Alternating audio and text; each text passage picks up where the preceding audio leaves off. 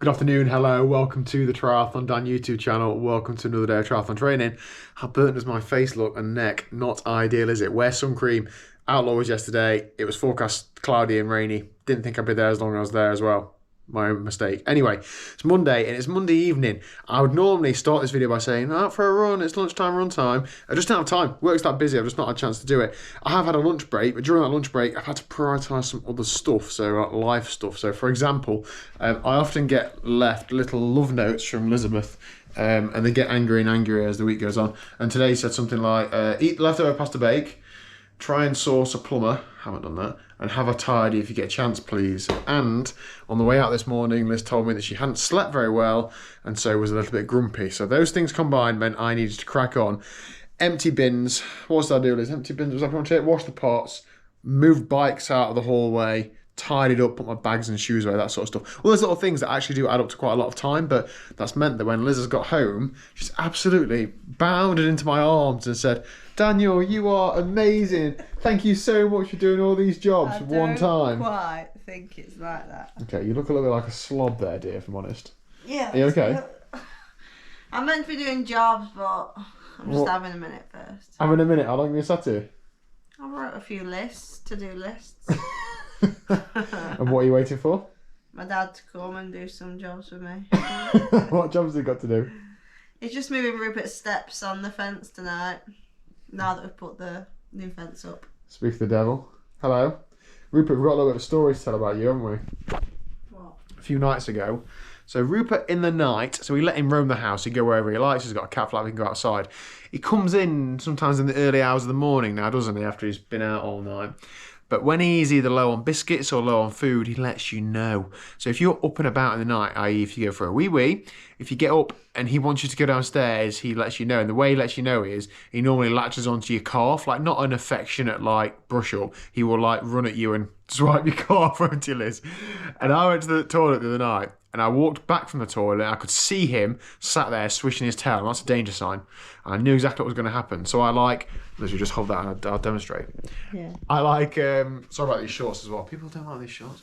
The bed's behind me. I'm coming from the toilet. I backed towards the bed thinking, right, I'm going to stop this cat attacking me. And he launched himself right at my quad. And I like caught him mid-air and like threw him off. And then got into bed quick and went under the quilt. So, yeah, no, little toe rag. Basically, he's an absolute savage and he's scary. Aren't you, Rupert? Thank goodness he's got biscuits. Anyway, so today's Monday. I haven't trained yet. What am I doing tonight? I'd normally try and get 2 or 3 hours done on the bike tonight. However, in reality, I don't really have the time. I don't really want to. Team Time Trial Championships, 6 days away. I want to be in good shape for that. I've had a good training block.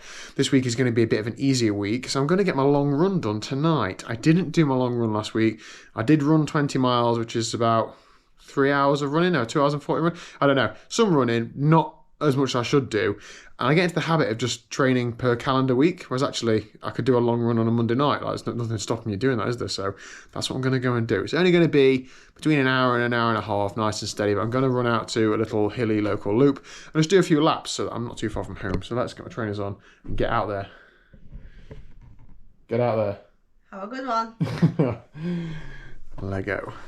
Okay, run, done and dusted. Leave the stats on screen. 1 hour, 7.22 miles, 8 minutes 20 per mile. Now I did have on the Nike, I forgot what his name are, the Tempo, not quite the race shoes, the middle ones.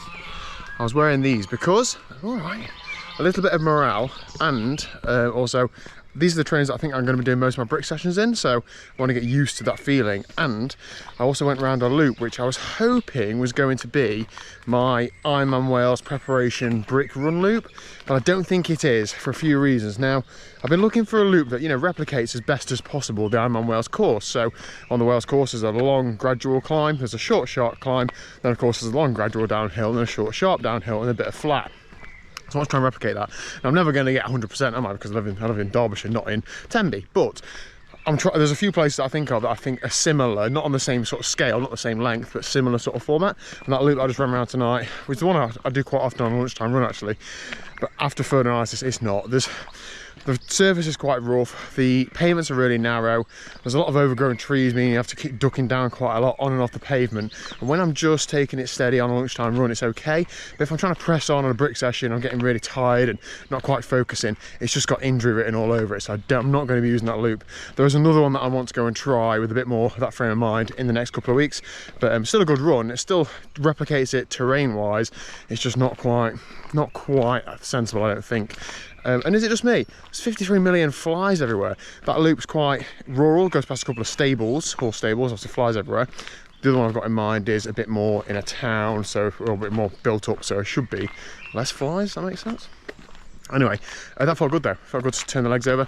I haven't ran since Thursday, so that's 3 days off of running. That's a day or 2 days more than I'd like to have, if in honesty, to try and build that run fitness.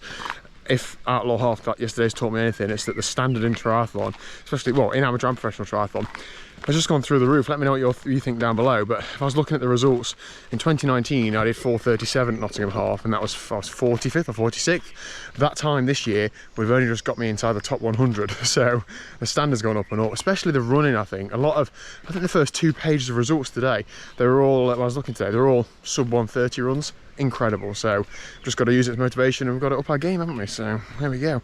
Anyway, I'm going to end today's video there.